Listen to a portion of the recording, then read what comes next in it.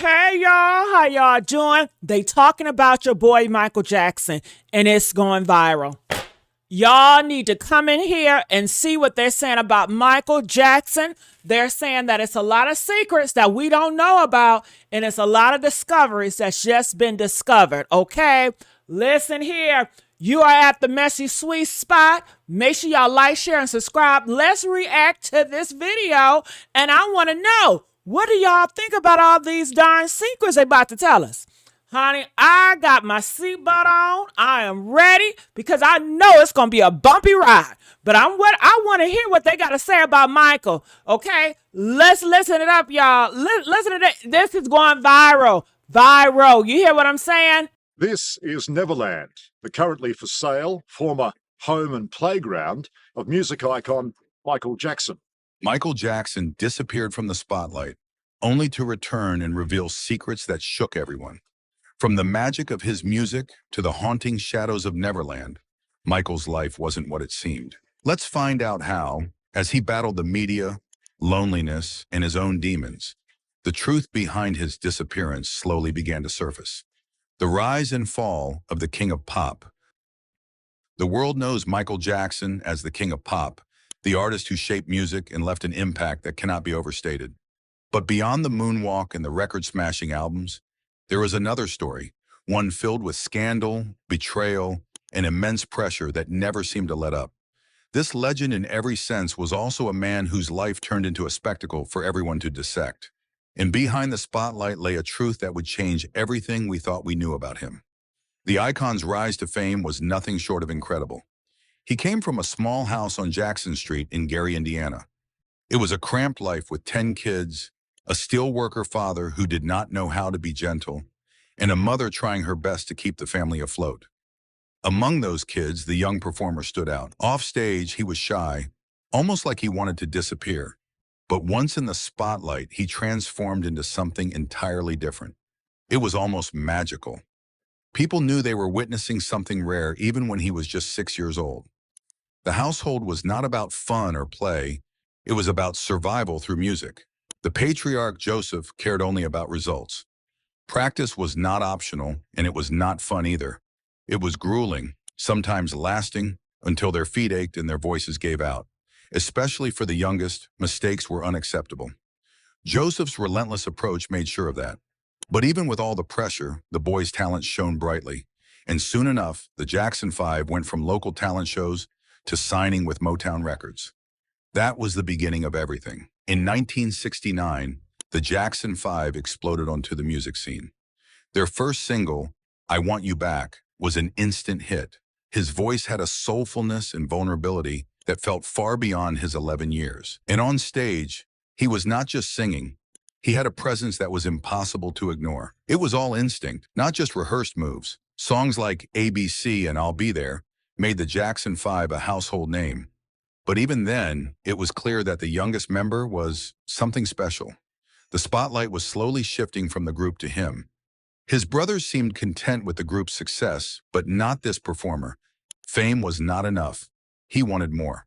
By 1971, he was already releasing solo tracks, and by 1979, he dropped Off the Wall. That album was a game changer. Songs like Don't Stop Till You Get Enough and Rock With You were fresh, energetic, and purely his own. It was the first time he stepped out from his brother's shadow, showing the world that he was not just another pop star, he was something else entirely. Then came Thriller. If Off the Wall was a spark, Thriller was an unstoppable blaze. Released in 1982, it did not just succeed, it shattered records.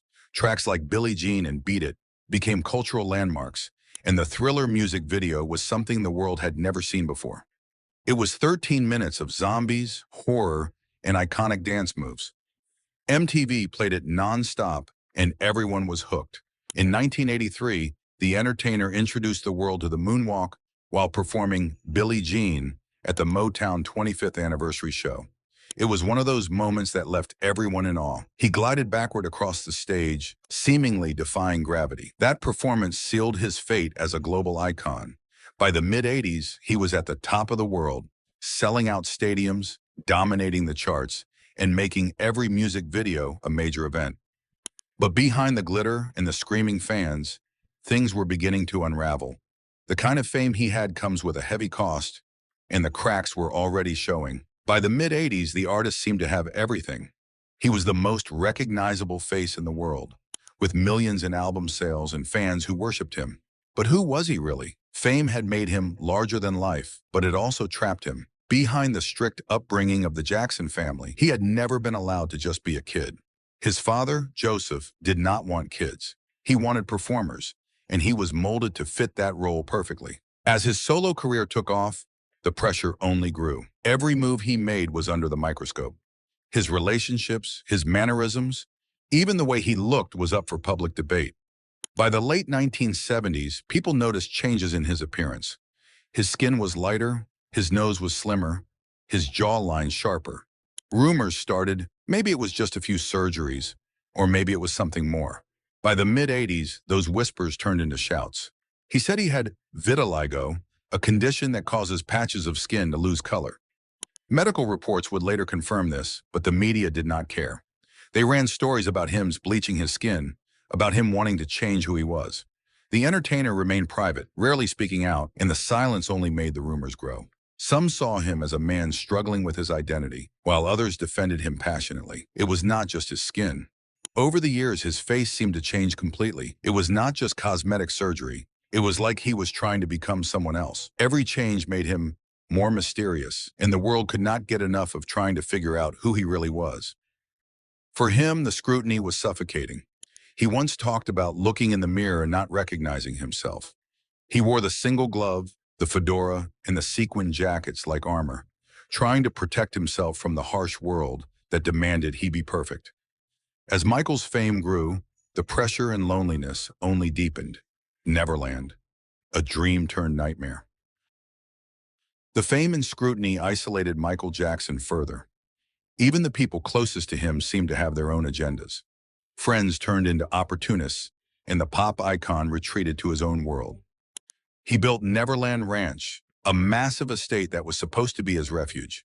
It was filled with amusement rides, zoo animals, and everything he thought could bring back the joy of childhood. But even there, the world would not leave him alone. The media branded him Wacko Jacko, and it stuck. They ridiculed everything he did, from his pet chimpanzee, Bubbles, to his love for theme parks. It did not matter if these things brought him happiness. To the rest of the world, they were just proof that he was losing touch with reality. And the entertainer, whether consciously or not, leaned into that narrative, blurring the line between his true self and the character that the media had painted him to be. Neverland Ranch became both a dream and a nightmare for the performer. Built in the late 1980s, it was supposed to be a paradise where he could live out his lost childhood. Inspired by Peter Pan, it symbolized everything the star felt he had missed: freedom, innocence, and fun. He invited children, families, and underprivileged kids to enjoy the rides and zoo. It was his way of giving back, of creating happiness for others. But as the 1990s rolled in, whispers about Neverland began to spread. In 1993, the first child molestation allegations surfaced, and Neverland became the center of the controversy. What once seemed like a magical escape now looked suspicious. The media had a field day. His relationships with young boys became the focal point, and sleepovers at Neverland were painted in the worst light.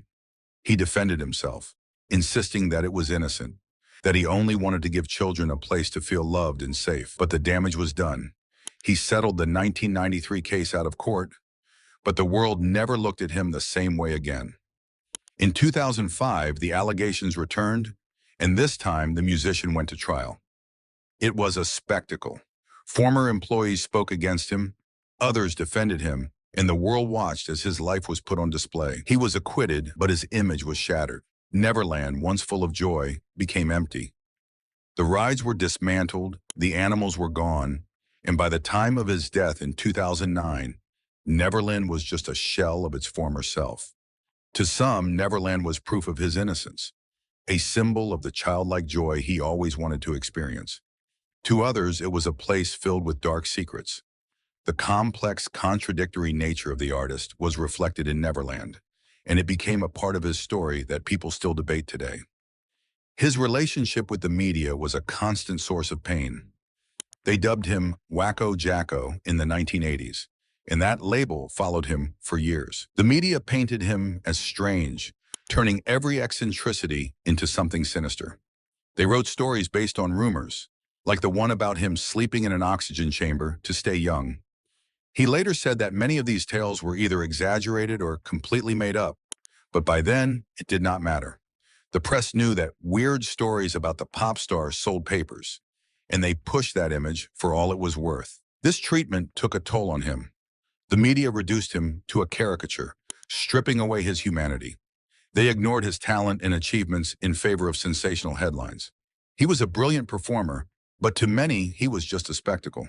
And for years, the icon seemed to accept that bad press was still press, and maybe it was better than being forgotten. But by the early 2000s, the weight of it all was crushing him.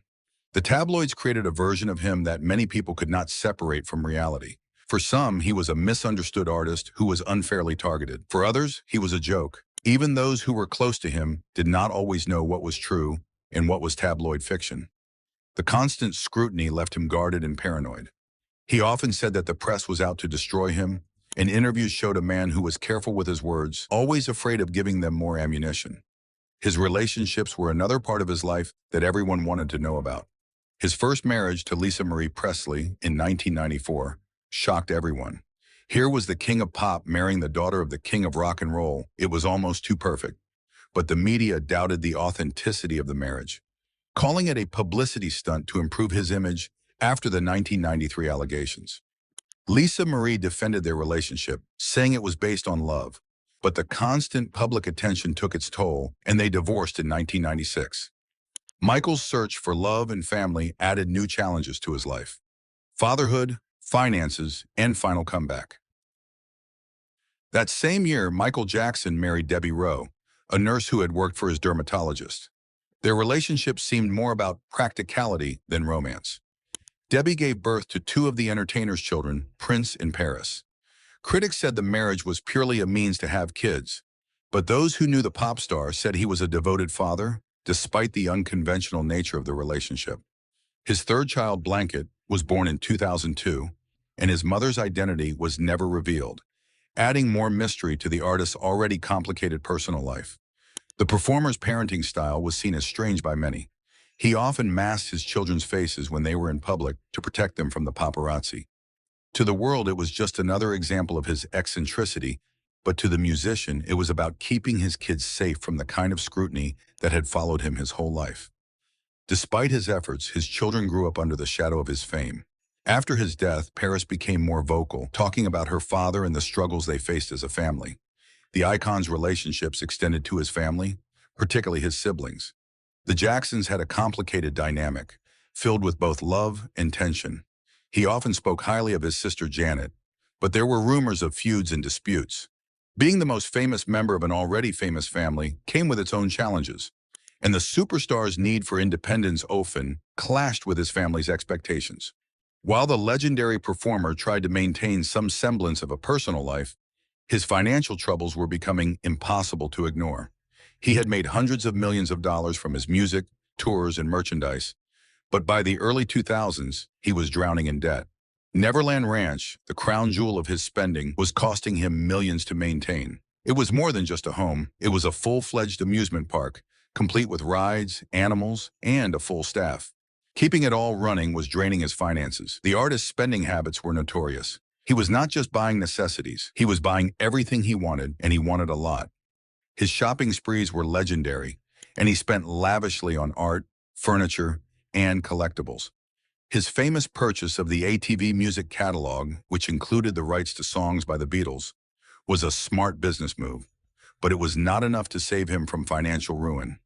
He used the catalog as collateral for loans, and by the time he died, he was nearly $500 million in debt. The entertainer's financial struggles came to a head in 2008 when Neverland went into foreclosure. He managed to transfer ownership to a holding company to avoid losing it entirely, but the writing was on the wall. He needed a comeback, and the This Is It tour was supposed to be it. 50 shows in London were planned, and it was going to be his return to the spotlight, a chance to clear his debts and remind everyone of his talent. But his health was failing, and the pressure was enormous. He wanted to prove himself, but the demands were too much, and in the end, he never got the chance. The pop legend died in June 2009, and the world mourned. His sudden death brought his financial troubles to light, but it also sparked a renewed interest in his music. The same world that had torn him down now celebrated him. His estate, once in shambles, began to recover as his music, memorabilia, and brand brought in millions. In his final years, the star was a man struggling to keep it all together. He was isolated, distrustful, and battling health issues that left him weak. His dependency on prescription drugs had grown, and those close to him knew that he was in a fragile state. Despite his best efforts to continue creating and planning his comeback, the weight of his life was too much. The king of pop's money in 2025 is still a big deal, but let's be real. It's a mix of genius and people trying to squeeze every dollar they can from his name. The music icon is still making millions of dollars years after he passed away, and it's not just because his music is still catchy. His estate has turned his fame into a full-on business, and there's a lot going on behind the scenes to keep those dollars rolling in. First off, his old songs are like money machines. They're classics, and they're still getting played, streamed, and bought.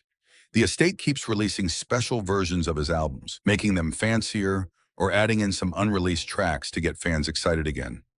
People love anything new from the artist, and this means more money from sales and streaming. Basically, every time you listen to Thriller or Billie Jean, someone's making money off it. But they're not just relying on the old stuff. By 2025, the estate is probably pulling in money from all kinds of collaborations. You know how brands love a famous face? Well, his image is still iconic, so it's slapped on merchandise, maybe even appearing in ads or shows. There is always some big brand looking to cash in on his cool factor, and people are still buying anything with his name on it. Plus, they might be diving into the whole NFT thing. People are really into these digital collectibles, and the estate could definitely get into that game, selling unique digital moments, like iconic dance moves or concert clips. It's all about keeping up with what is trending, and digital stuff is where a lot of the money is at right now. Imagine buying a digital moonwalk that is yours alone. That is what they are probably betting on. The family also likes to play up his charitable side, which is not just about being nice. It is a way to keep his image shiny and positive. Sure, he did a lot for charity when he was alive, but continuing those efforts also keeps people feeling good about him, which means more people buying his stuff. The performer's life was complicated. He was a musical genius, a performer who changed the face of pop music forever. His influence is undeniable. Artists across genres cite him as an inspiration, and his impact is still felt in music, dance, and culture today. But his life was also marked by scandal, legal battles, and questions that may never have clear answers. The entertainer was a man who wanted to spread joy but often could not find it for himself. He was a legend who became a prisoner of his own fame. In the end, perhaps his greatest gift was not just his music or his incredible performances. Maybe it was the reminder that even the biggest stars are, at their core, human, flawed, complex, and capable of both greatness and mistakes. The last pop king returns. Michael's life was never ordinary. He grew up under the tight grip of his father, Joe Jackson. Joe was no joke. He used a belt to keep things in order, which meant Michael's childhood was a mix of tough discipline and his mom Catherine's warmth. Not exactly your classic happy family story. And now, years later, after everything, the fame, the scandals, the alleged sightings, we're here again, trying to piece together whether this strange encounter is just a trick or something more. Michael's beginnings were anything but easy. His dad, a strict guy who believed in discipline above all else, contrasted with his mom's kindness. Catherine wanted to be a country singer, but ended up working at Sears, doing everything she could to make her kids' dreams come true. One day, Michael even got this mysterious letter, something about secrets from his past, like a movie plot but in real life. Could all those years of strict rules, childhood stardom, and hidden secrets have somehow brought us here today, seeing him again? Michael wasn't born into fame. He worked for it, starting in the mid-60s when he joined his brothers in a group that became the Jackson 5. Picture little Michael, just a kid, singing My Girl and dancing his heart out at local talent shows. This was the beginning of something huge. Music wasn't just a hobby, it became his escape route, his serious career. But with fame came sacrifices.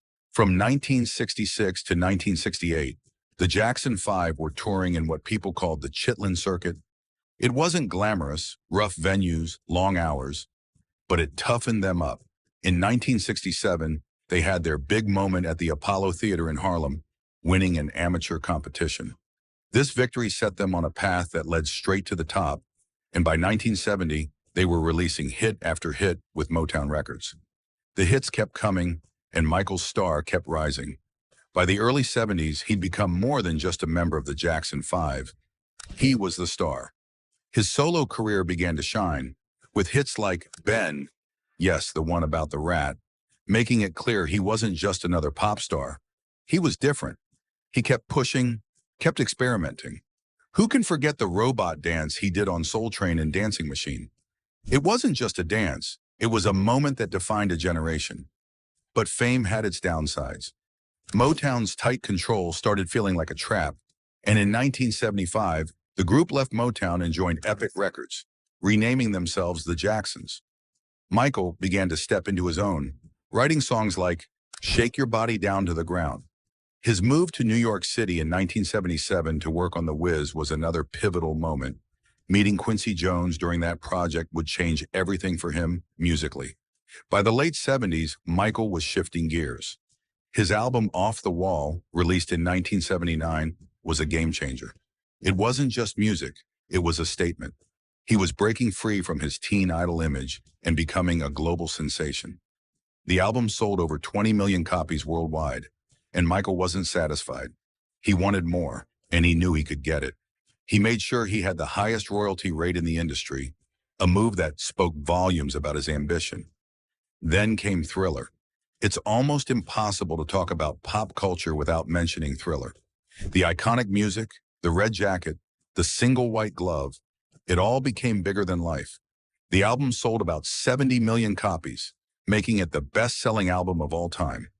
Michael was a perfectionist, and he worked relentlessly to create something that wasn't just good, it was legendary. He knew how to capture attention, how to make people watch and listen. And with the moonwalk at the Motown 25 celebration in 1983, he didn't just perform, he created a cultural landmark. Even with all his success, Michael was always surrounded by rumors about his personal life, his changing appearance, his relationships. People talked about his skin lightening, speculated whether it was a choice. In 1983, his dermatologist confirmed it was vitiligo, but by then the media had already spun their stories. Michael insisted he wasn't trying to change who he was, just dealing with a condition. Still, the whispers persisted. His creative genius never stopped, though. The 80s were filled with successes, controversies, and changes. He collaborated with big names like Freddie Mercury, worked on iconic tracks like We Are the World, and kept setting records that seemed almost untouchable. He bought the ATV Music Publishing Catalog in 1985, which included the Beatles' songs, solidifying his influence in the music industry not just as an artist, but as a powerful business figure. And then there was Neverland, his 2,700-acre property that he turned into his private wonderland. It was as much a symbol of his success as it was a reflection of his need to escape the harsh reality of fame. The king of pop lived in a fairy tale of his own making, but the real world kept knocking on the door, with allegations and scandals always lurking in the background. Michael was a cultural icon, no doubt about it. He influenced millions with his music, his dance moves, and his humanitarian efforts. But his life wasn't just glitter and gold. It was complicated. The marriage to Lisa Marie Presley in the mid-90s, his ever-changing appearance, the accusations, the surgeries, they all painted a picture that was far from the clean-cut pop star the world first fell in love with. And then there was that bizarre rumor about him sleeping in a hyperbaric oxygen chamber to slow down aging, something he later admitted was just a publicity stunt. Michael knew how to keep people talking. Fast forward to today, and the question is still hanging in the air. Could Michael Jackson be alive? Could the king of pop really have faked his death and lived under the radar all these years? The legend, the mystery, and the question, is he still among us? There's no easy answer, but the very fact that people still believe in the possibility says a lot about the myth that Michael Jackson has become. He was never just a man. He was a symbol, an enigma, someone who seemed to defy the rules of the ordinary world. Whether he's still out there somewhere or not, the story of Michael Jackson continues to captivate, fascinate, and divide us. And maybe that's what he wanted all along, to be remembered not just as a superstar, but as a legend whose story never truly ends. Michael's story wasn't just about the rise of a star. It was about the complexity of fame, the burdens of expectation, and the price of greatness. In the late 1980s, Michael reached the pinnacle of his career. He released Bad in 1987, an album that sold 35 million copies worldwide. The tour that followed was a spectacle like no other. It broke records in Japan, with 14 sold-out concerts drawing in 500,000 fans. In the United Kingdom, he sold out 7 nights at Wembley Stadium. His influence wasn't just musical, it was cultural. The Bad album showed a different side of Michael, confident, edgy, and ready to take on the world. Songs like Man in the Mirror and Dirty Diana showcased his depth and versatility. He wasn't just making pop hits, he was creating music that had a message. The Bad World Tour, which lasted from 1987 to 1989, set new standards for what a concert experience could be. It was during this time that Michael truly earned the title of King of Pop, but with every success came more scrutiny. Michael's appearance was changing dramatically, and the public couldn't get enough of speculating why. His nose seemed smaller, his skin lighter, and his overall look more refined. In his 1988 autobiography, Moonwalk, he admitted to having 2 nose surgeries, but rumors swirled that there was more to it. His skin condition, vitiligo, was misunderstood by many, and it became a topic of endless gossip. People questioned whether he was trying to change his identity, but Michael always maintained that he was simply dealing with a medical condition. The pressure of fame took its toll. Michael was always in the spotlight, and it seemed like every aspect of his life was up for public debate. He found solace in his work, pouring his energy into creating and performing. In 1988, he released his autobiography, Moonwalk, giving fans a glimpse into his world. He spoke about his childhood, his struggles, and his passion for music. The book became a bestseller, but it also highlighted the loneliness that came with his fame. Michael's desire to create a place where he could escape led to the creation of Neverland Ranch. It was a sprawling estate, complete with amusement rides, a zoo, and a movie theater. For Michael, Neverland was a sanctuary, a place where he could relive the childhood he felt he never had. But even in his private paradise, controversy followed. The ranch became a focal point for allegations that would haunt him for the rest of his life. In 1991, Michael released Dangerous, another groundbreaking album that combined pop, rock, and new jack swing. It was a departure from his earlier work, but it showed that Michael was always evolving, always pushing the boundaries of what pop music could be. Songs like Black or White and Remember the Time were not just hits, they were cultural events. The music video for Black or White, featuring groundbreaking visual effects and a cameo by Macaulay Culkin, became a defining moment of the early 90s. The 90s were a tumultuous time for Michael. His marriage to Lisa Marie Presley in 1994 shocked the world.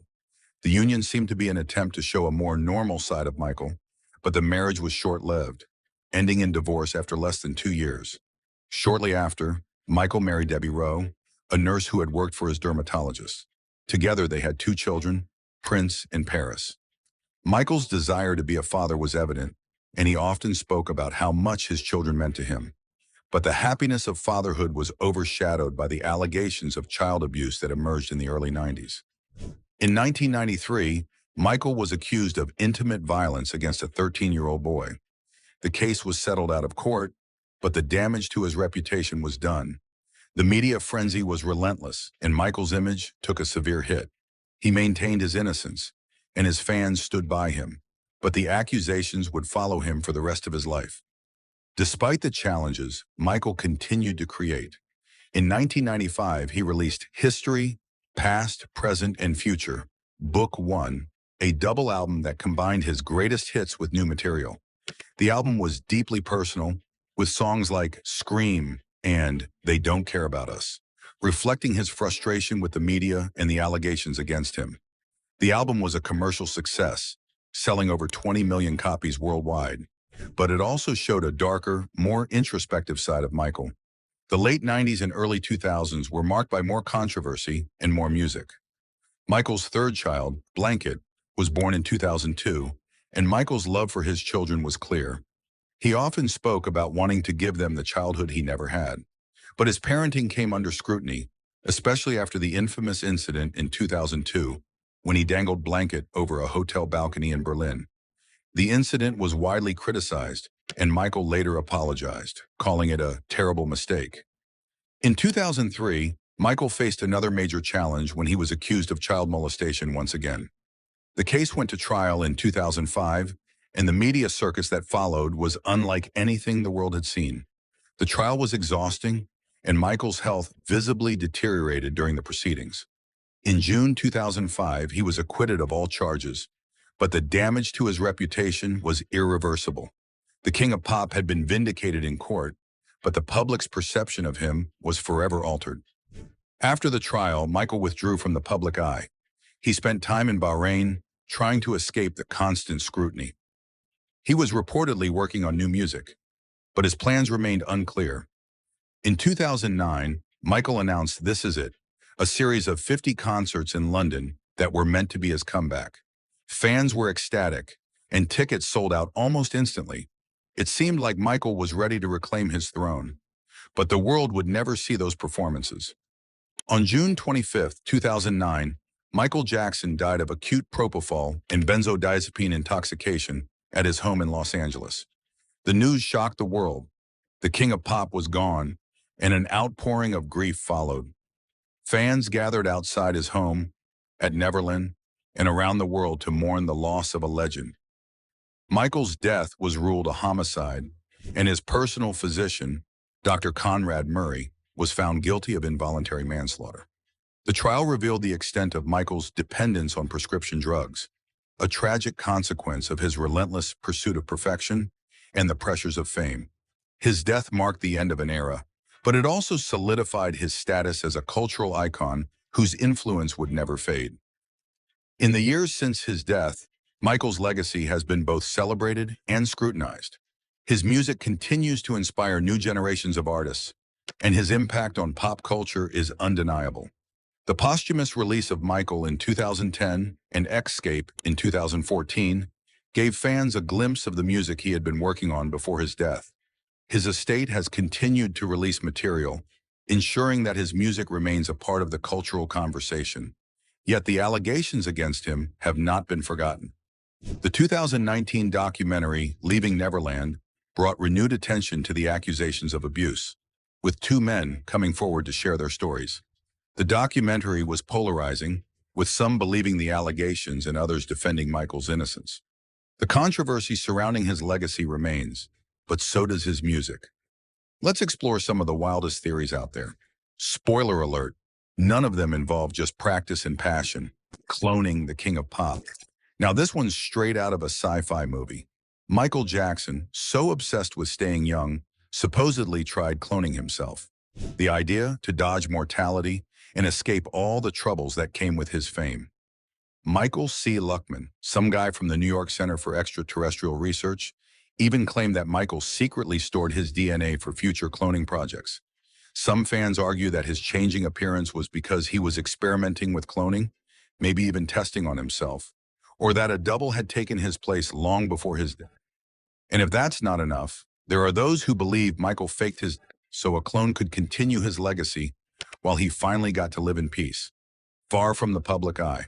The random sightings of Michael in remote places only add fuel to this bizarre theory. Michael had money problems, massive ones. At one point, he was in debt to the tune of $400 million, with creditors breathing down his neck and Neverland slipping through his fingers. Some think Michael did the only thing that made sense. He faked his own. According to this theory, his death was a clever way to make money, wipe out his debt, and disappear. Look at what happened right after his album sales soared, his old songs shot back up the charts, and Michael Jackson merchandise was suddenly everywhere again. If anything, dying might have been the most profitable move he ever made. Some claim he's chilling somewhere in Mexico, living a quiet life away from it all. And every time a blurry photo of a Michael lookalike pops up, people are convinced it's really him, hiding in plain sight. You've heard it all before. The Illuminati, the secret society supposedly running the world, controlling governments, celebrities, and maybe even your local supermarket. Well, some think Michael made a deal with them to reach his insane level of fame. It's said that they pulled all the strings to make him a superstar. But as he got older, Michael allegedly decided he wasn't going to dance to their tune anymore. That's when things got messy. Fans claim Michael began putting secret messages in his songs and on album covers to expose the Illuminati's grip on him. Remember the Dangerous album? Some say it's covered in hidden symbols, a call for help maybe, or a warning about who was really in charge. When Michael started ranting about record execs being evil and the system being against him, it seemed like he was trying to tell us something important. Unfortunately, the theory suggests he paid the ultimate price for speaking out, and that's why he died in 2009, mysteriously, just when he was planning his comeback tour. If you thought the Illuminati was a stretch, wait until you hear this one. Some folks believe Michael was part of a secret U.S. government plan called Operation Sedgwick. Supposedly, the goal was to control black culture by pushing certain celebrities to the top, all in a carefully orchestrated manner. Michael, of course, was their golden boy, the innocent child star, then the pop icon who kept everyone entertained, distracted, and pacified. The theory goes on to claim that President Ronald Reagan's administration used Michael's image to manipulate public perception. They didn't just want a superstar, they wanted someone to control the narrative. But Michael wasn't one to stay quiet. Toward the end, his message started to change. His This Is It tour was supposed to be more than just a concert. It was rumored to be his chance to speak out, to reveal the truth. And as you can guess, he never got that chance. Here's a theory that blends international politics with pop culture. In June 2009, just as protests in Iran were heating up over a disputed election, Michael Jackson. Coincidence? Some don't think so. They argue that Michael's death was a convenient way to divert global attention from the chaos in Iran. After all, the world stopped to mourn the king of pop, and media coverage of the protests quickly took a back seat. It's a bit of a stretch, but believers say the timing was just too perfect. Michael's passing dominated every headline, while the struggles in Iran became yesterday's news. The theory points out how powerful Michael's influence was. Even his death could serve as a political smokescreen. Michael was paranoid, or maybe he had a good reason to be. He often said people were out to get him, and his daughter, Paris Jackson, even claimed her father was. Michael hinted that he knew too much, and that's why he feared for his life. According to this theory, Michael had discovered some dark secrets, either about the entertainment industry or about powerful figures, and that made him a target. Fans believe his songs carried messages about the shady dealings of the industry. The lyrics in They Don't Care About Us are often cited as proof that Michael was trying to expose something. His sudden and suspicious death is seen by some as a move by these powerful enemies to silence him before he could reveal their secrets to the world. Was Michael Jackson's part of a bigger plan? From secret societies to hidden messages, the mysteries linger. What do you believe? Drop a comment like,